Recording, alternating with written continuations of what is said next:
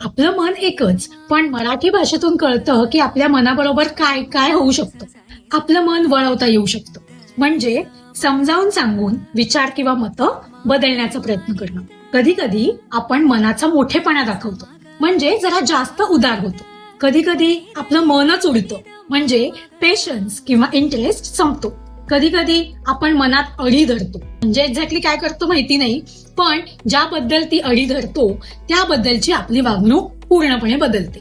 कधी कधी आपलं मन मोडतं, म्हणजे कोणत्या तरी दुसऱ्या माणसाच्या कृती किंवा बोलण्यातून आपण दुखावले जातो.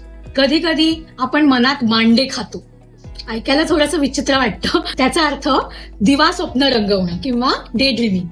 आता कधी कधी काही लोक आपल्या मनातून उतरतात, म्हणजे आपलं त्यांच्याबद्दलचं इम्प्रेशन बदलतं आणि या व्यक्ती आवडीनशा होतात. कधी कधी आपण आपलं मन मोकळं करतो, म्हणजे तुम्ही जेव्हा काउन्सिलिंग सेशनसाठी येता तेव्हा आपण जे करतो ते.